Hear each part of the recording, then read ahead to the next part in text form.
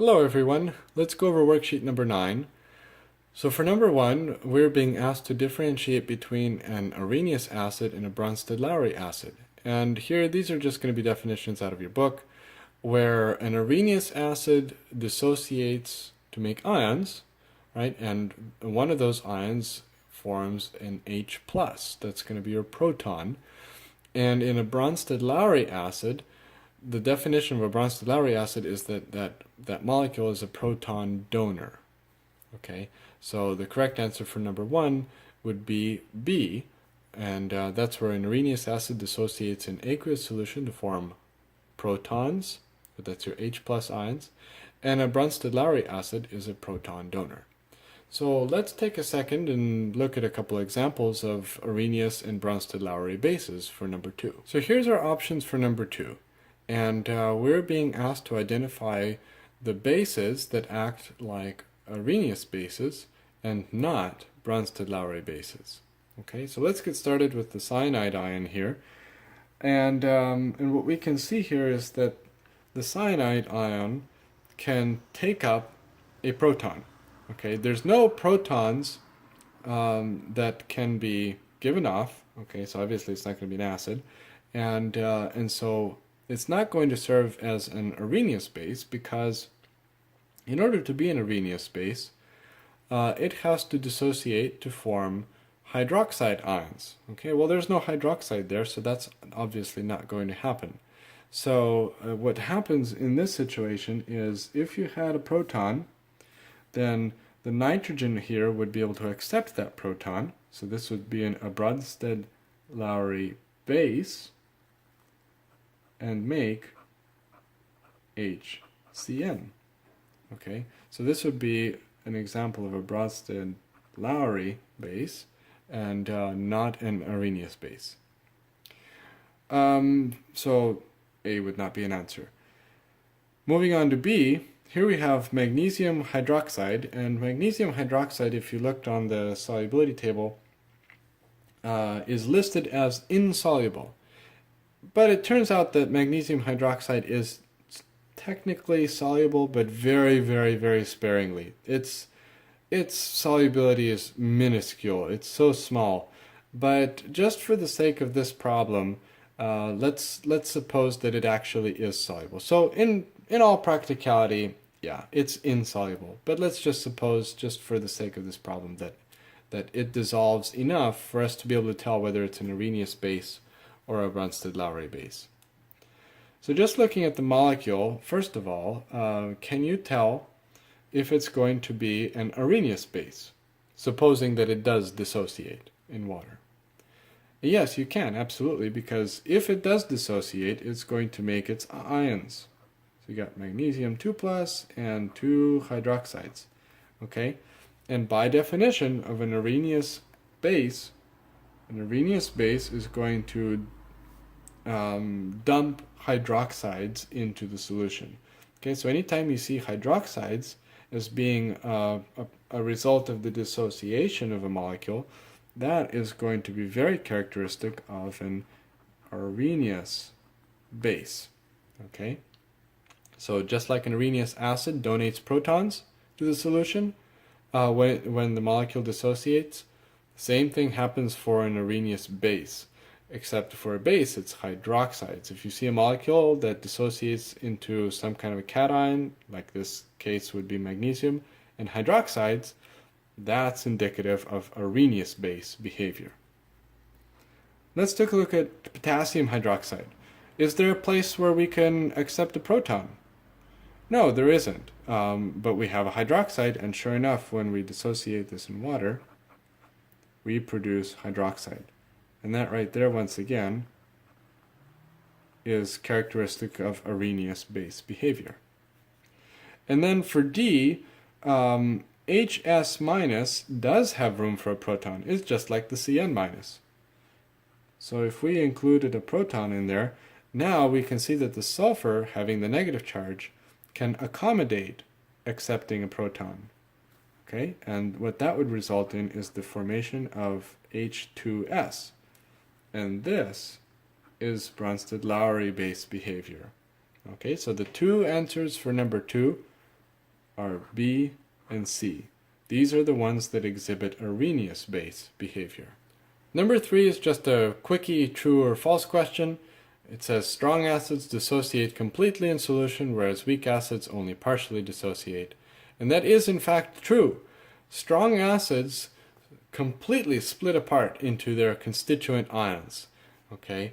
And then weak acids only partially dissociate. So both of these are electrolytes, right? Because they both make ions.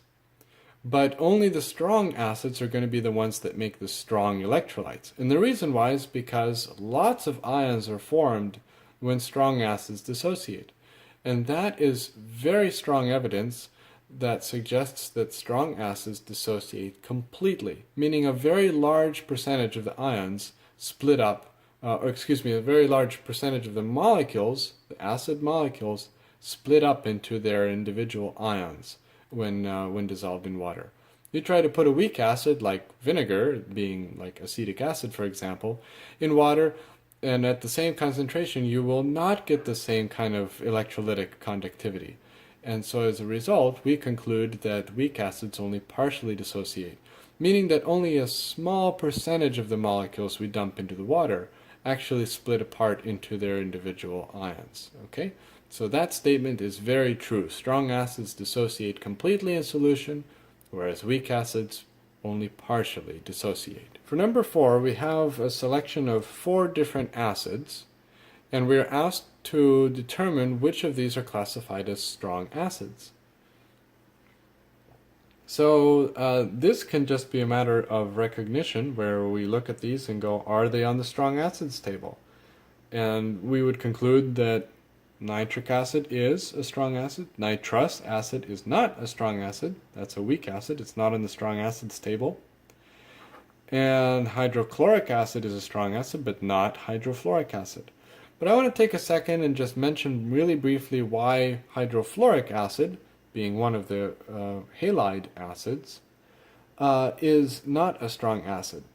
So if you look down the halogens, you would recognize fluoride as being one of the halogens. So you got fluoride, chloride, bromide, and iodide that can make acids. And so hydrochloric acid, hydrobromic acid, and hydroiodic acid are really strong acids. Those are on our strong acids tables.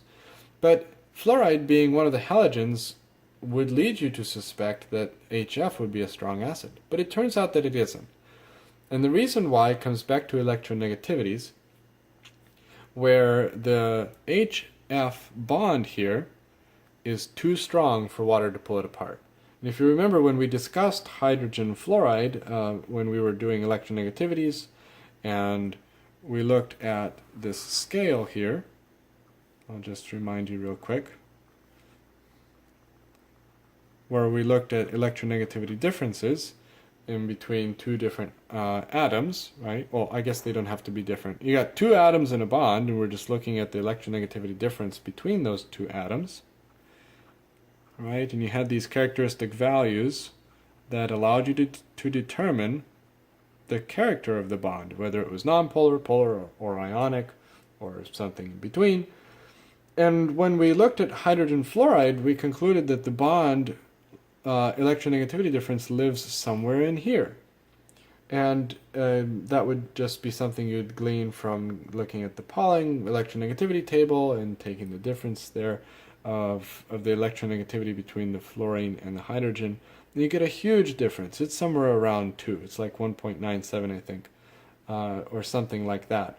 So what that tells us is that the HF bond is far too strong for water to pull it apart.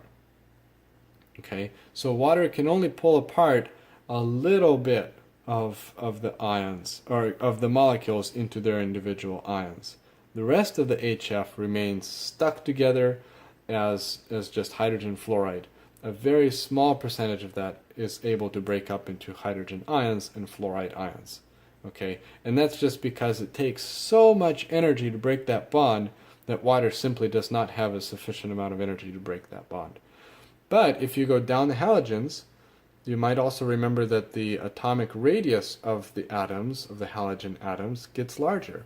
as you go down the halogen group, right? So you got fluorine and then you got chlorine. Chlorine is bigger than fluorine. Then down farther, you got bromine is bigger than chlorine.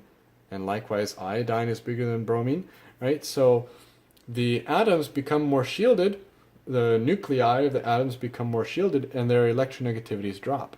Well, as their electronegativities drop, what's happening then is the bond between the halogen and the proton here weakens.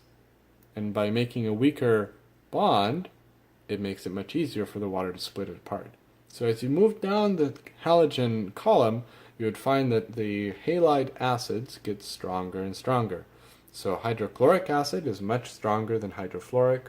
Hydrobromic is stronger yet, and then hydroiodic is the strongest of the halide acids, the ones that we would normally see and use. So there we go. That's the reasoning behind that. So for number 4, A and C are the correct answers: nitric acid and hydrochloric. For number 5, we are given this list of bases, and we're asked to determine an order of increasing base strength. So there's a few ways to approach this problem, but I'm going to share a couple with you that appealed to me as being kind of logical, but there may be other methods that you can use that work for you. So basically what I would do is I would go ahead and look up the Kb values for each of these bases and then just rank them in increasing Kb values. But supposing you didn't have that resource available to you and you just had to rely on your chemical intuition, how would you go about doing this kind of a problem? So the thinking that I used was, I thought, well, okay, all of these are conjugate bases of some kind of acids.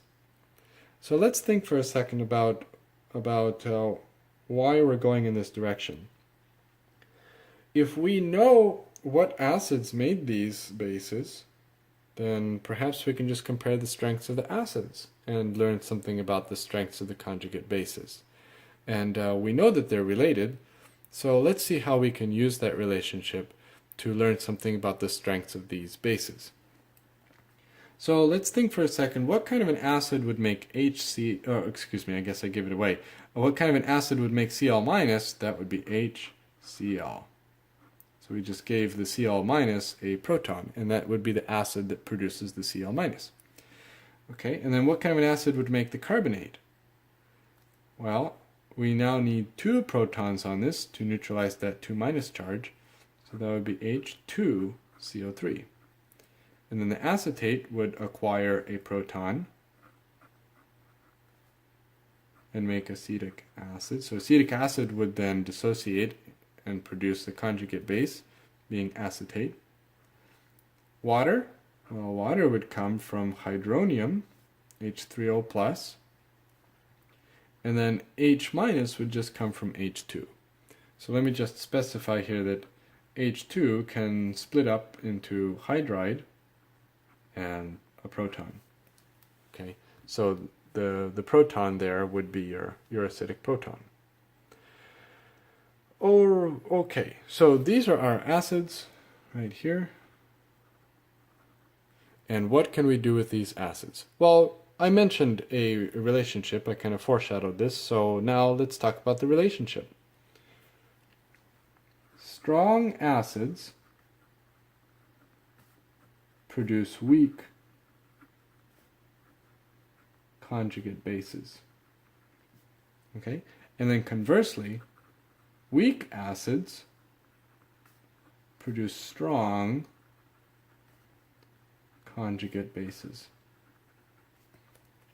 All right? So immediately, what we can do is knock out HCl, because we know that is a strong acid. So if HCl is a strong acid, then that means that its conjugate base is going to be a very weak conjugate base. Okay? And so its conjugate base is the chloride, and that means that chloride would be the weakest conjugate base. Okay? Because HCl is our strongest acid out of all of these. And so that's going to produce the weakest conjugate base. So that's the first one on our list. And then what's next? Well, the next strongest acid is hydronium.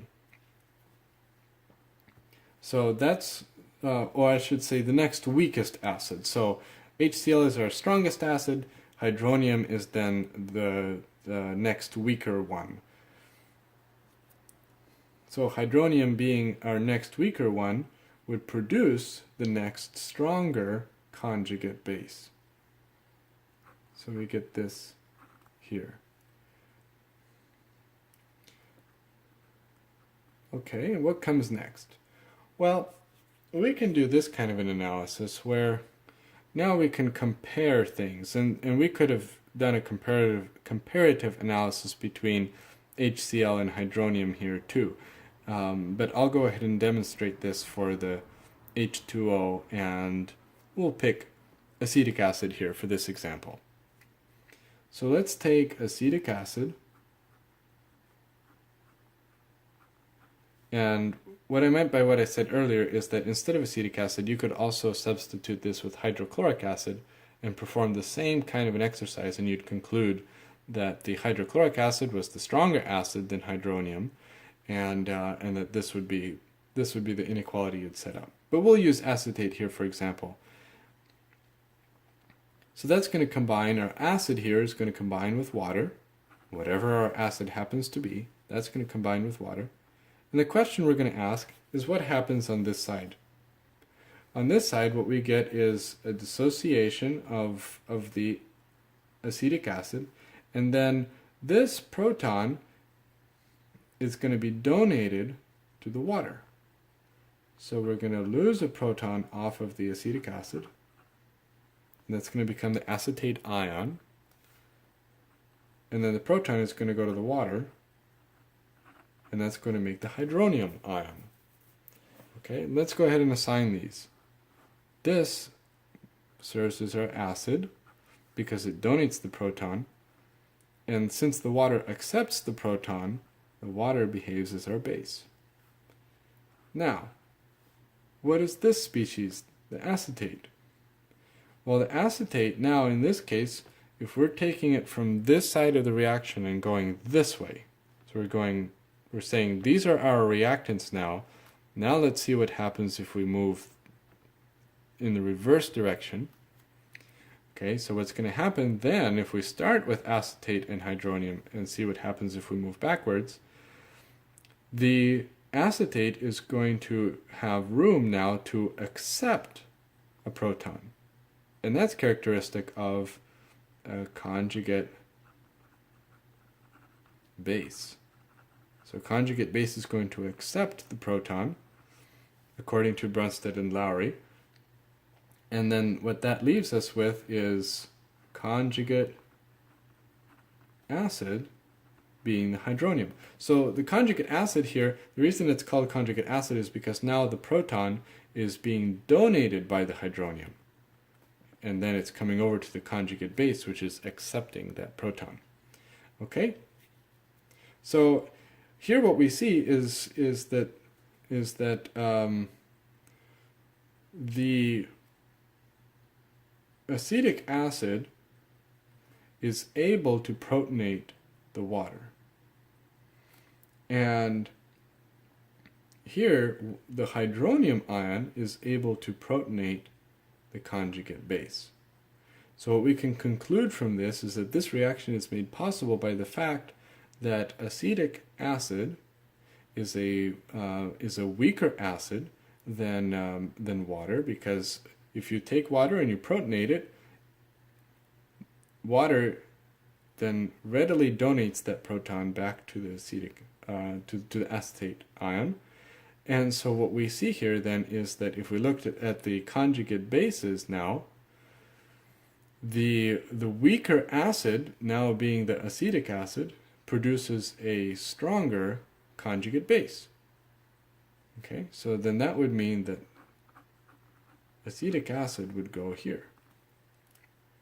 So it's producing a stronger conjugate base.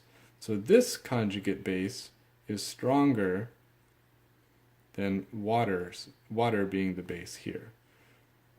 Okay? And we can perform the same kind of comparative analysis with the CO3 minus, 2 minus, and what we would conclude is that that would be the weaker yet acid, which would generate a stronger conjugate base, and then finally the hydride ion, that would be the weakest acid, and would thus be the strongest conjugate base. Okay, so that would be the order that these bases would go in, and that would correspond to C. So C is the correct answer for number 5. Now that we've gone through all that trouble of assigning what an acid and a base is, and its conjugate base and its conjugate acid is in the previous problem, it leads very nicely into number 6, so we can do number 6 with relative ease. So here we just need to identify which of these is the conjugate acid and which of these is the conjugate base. So let's start out on the reactants side. Here we have a proton, and where is that proton going to go? That proton is going to get donated, and it's then going to be accepted by the water. So if HF is doing the donation, then that means that HF is serving as the acid. And then water, since it's accepting the proton, is going to serve as the base. Now we can come over here and we can say, okay, well, in this situation, water is now protonated. Now this is called hydronium. And then the fluoride is missing a proton. So if the water contains a proton, that means that it's the conjugate acid, because it is now capable of donating that proton. And what's going to accept it? It's going to be the fluoride. The fluoride now has a lone pair of electrons that can accept the proton. And so therefore, this would be considered the conjugate base.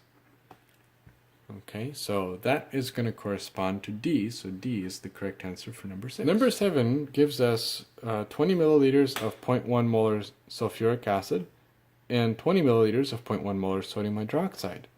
And it asks us to perform a neutralization reaction where we're basically dumping both of these in at the same time. One's an acid, one's a base, so one's going to give protons and one's going to give hydroxides.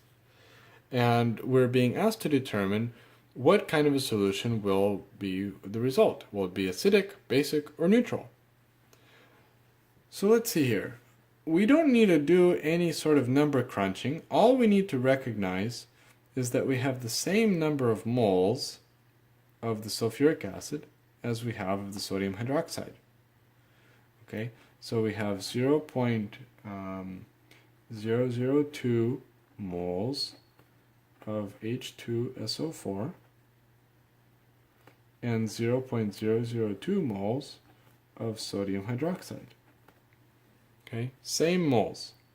And so it would be very easy perhaps to be inclined to just say, okay, well, if I have the same number of moles of acid as I have of base, then they're just going to completely neutralize each other, and I'm going to be left with a neutral solution. That would happen only for cases where each mole of acid gives 1 mole of protons and each mole of base gives 1 mole of hydroxides. But in this case, it's a little bit more subtle than that. We don't see that. Instead, what we see is that there are 2 moles of hydrogen ions that come off for every 1 mole of sulfuric acid. Okay, so if we wanted to figure out how many protons, how many hydrogen ions we have in solution, then what we would have to do is say, okay, well, there's 2 moles of H plus for every 1 mole of H2SO4. Okay, and that would mean we have actually 0.004 moles of H plus that we have to neutralize. Okay, because if we want to neutralize, we want to get rid of all the H plus. But we only have 0.002 moles of sodium hydroxide. So that means here, what I'm saying here is that I have 0.002 moles of OH minus. Okay, And now let's take a look at the numbers. Again, we're not doing any sort of serious calculation. This is just recognizing that we start with the same number of moles of acid and the same number of moles of sodium hydroxide, the base, but each mole of acid contains 2 moles of protons. Okay, so you didn't really even need to show any numbers. I'm just showing the numbers so that I can show you how the mental thought process works out numerically. So we can now compare the number of moles of hydroxide with the moles of protons. Okay, and if we wanted to completely neutralize the solution, those two quantities would have to be the same, right? But are they? They're not. In fact, we're going to have an excess. We're going to have an excess of protons in the solution when we've run out of hydroxides. Okay, and that excess, and so we're going to have an excess of protons after we've used up all of our hydroxides, which means we're going to end up with an acidic solution. Okay, so an excess of protons gives us an acidic solution. So the correct answer for number 7 is A. Now for number 8, we have a solution of calcium hydroxide. It's 0.1 molar, and we have 100 milliliters of it, and we want to neutralize it with some 0.075 molar HCl. We want to figure out how much of this HCl solution do we need in order to completely neutralize the calcium hydroxide.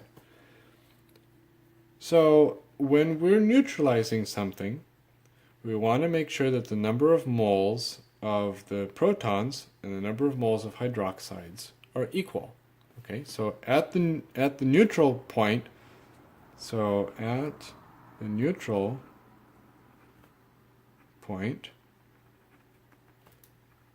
moles of protons equals the moles of OH minus hydroxides. Okay, that's all we're trying to accomplish. So let's first of all figure out how many moles of hydroxides we have, and then we can figure out how many moles of protons we will need in order to make these equal and completely neutralize the base. So we're going to use our molarity equation, and we know that 0.1 molar is going to be moles of calcium hydroxide per some volume, which is 0.1 liters. So I just took 100 milliliters and converted it into liters. Okay, so I've got 0.1 molar and I've got 0.1 liters of it, which means I have 0.01 moles of calcium hydroxide. Okay, key important thing here is that I want to figure out how many moles of hydroxide I have in the solution. And I know that for every mole of calcium hydroxide, I've got 2 hydroxide ions in there. So when it dissociates, it's going to make 2 hydroxide ions. So that means I have 0.02 moles of hydroxide in the solution. Okay, so now I have the moles of hydroxide. That then means that I'm going to need 0.02 moles of protons to completely neutralize that many hydroxide ions. Okay? So let's go ahead and divide this by some volume, and that's going to now equal our molarity. If you remember, this is just the molarity equation. Okay? And if we solve for our volume here, the volume of HCl, then that will give us 267 milliliters of HCl. So that's the amount of HCl that we will need in order to neutralize 100 milliliters of 0.1 molar calcium hydroxide. So A would be the correct answer for number 8, except A has a typo. This is actually the correct numerical answer. For number 9, we have 2 reactions that are happening here. So the first reaction is where we have some amount of sodium hydroxide. So here's our sodium hydroxide, and we first neutralize it with hydrochloric acid. Okay, So we first neutralize it with some HCl, and it's going to neutralize into a soluble salt and some water, but we're going to have a little bit of sodium hydroxide left over. Okay, so here we're going to have some left over, and then whatever leftover sodium hydroxide, we are then going to neutralize that with perchloric acid, and that's going to make sodium perchlorate and water. Again, our soluble salt and water. Okay, so let's throw some numbers in here. We have 40 milliliters of 0.3 molar sodium hydroxide, and then we also have 40 milliliters of 0.2 molar HCl. Okay, so notice now that the molarities are not the same like they were before. So it's a little bit less convenient, but worry not, because we have a strategy. And that strategy simply is to use the molarity equation. So molarity equals moles per liter, right? We have our liters, that's just 0.04 liters, and we have our molarity. So this is going to become 0.3 molar equals some number of moles of sodium hydroxide divided by 0.04 liters. Okay, so that leaves us with 0.012 moles of sodium hydroxide. Okay, how much HCl do we have? Well, if we did the same thing here with HCl, where we have our volume of HCl and our molarity of HCl, then what we would do is we'd say, okay, 0.2 molar HCl means I have some number of moles of HCl in 0.04 liters, and so I have 0.08 0.008 moles of HCl. Okay, now suppose I was to dump all of these together, the sodium hydroxide and the HCl, okay, and we got a neutralization reaction. So some of the sodium hydroxide is going to get neutralized. How much? Well, we're going to neutralize 0.008 moles of it because we had that many moles of H+, so that's how much hydroxide is going to get neutralized by the hydrogen ion. So 0.012 moles of OH minus is what we start with. And we're going to subtract from that 0.008 moles because this is the number of moles that's going to get neutralized by the protons. So we're left with 0.004 moles of OH minus. So this right here is our leftover OH minus. And of course, when I say OH minus, I mean sodium hydroxide. Okay, so I mean sodium hydroxide there. So that's how much I have left over. Now, this is the amount of sodium hydroxide that I need to neutralize with the perchloric acid. So let's just recap here. What we did here, that was this step. Now we figured out how much we have left over. So we've come down here. This is now how much we have left over. It's the 0.004 moles. And that's what we have to react now with the perchloric acid to neutralize the leftover sodium hydroxide. So let's go ahead and see that. So we have 0.004 moles of sodium hydroxide. If we want to neutralize it, we want to get rid of all of it, right? So we want to be left with no excess hydroxide ions. And how are we going to neutralize it? We're going to neutralize it with protons coming from the perchloric acid. So 0.004 moles of OH minus will be neutralized by 0.004 moles of H plus. Okay, so we need 0.004 moles of H plus in order to neutralize the 0.004 moles of OH minus. Where are we going to get this? We're going to get it from the perchloric acid. So that means that 0.004 moles of H plus is going to come from the perchloric acid. Well, let me do this.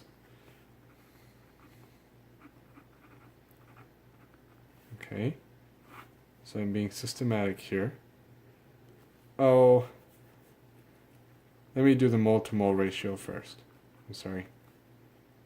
Got 1 mole of perchloric acid and 1 mole of protons. So basically what I'm saying here is that the perchloric acid is going to donate 1 proton. So 1 mole of perchloric acid is going to donate 1 mole of protons. So our moles of protons cancel, and now we're in moles of perchloric acid.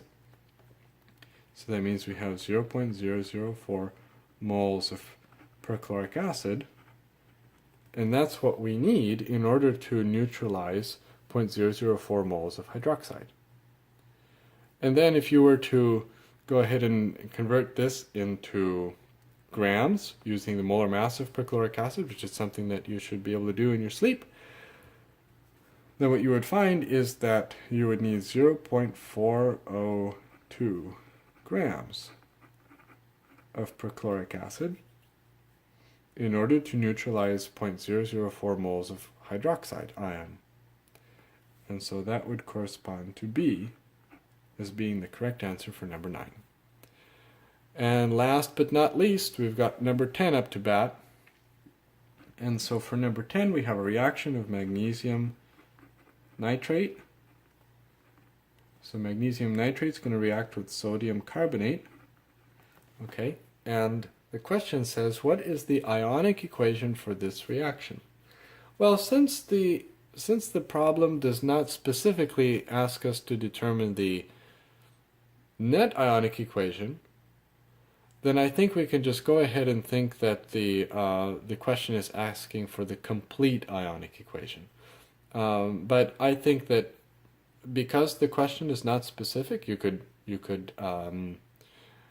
argue for either the net ionic equation or the complete ionic equation.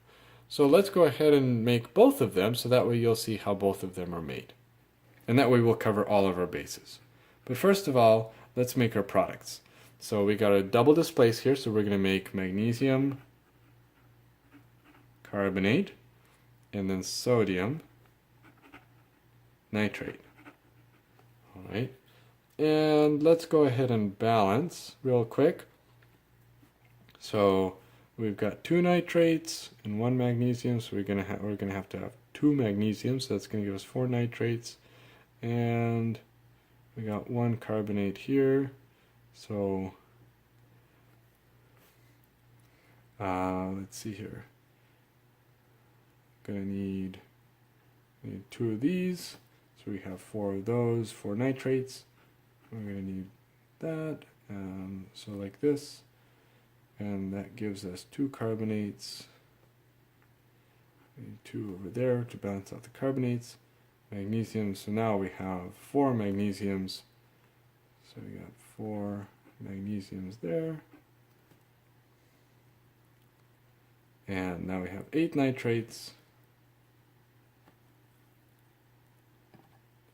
Nope, I made a mistake. This is not a 2. Okay, so we've got 1 magnesium, we should have 2 nitrates, 2 sodiums, and 1 carbonate. So 1 magnesium, 2 nitrates, just like that. So there should only be a 2 right there. Okay, now we have a balanced chemical equation. So these here are going to be aqueous. Okay, and this is going to be our precipitate. So this is solid, and this is aqueous. Okay? Now the next step is to write out the ionic equation. So let's do the complete ionic equation.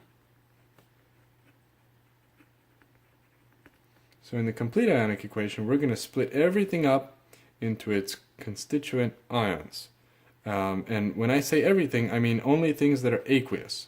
The solids we're going to leave alone because they don't dissolve and they don't become electrolytes. So anything that becomes an electrolyte, we're going to split up into its ions.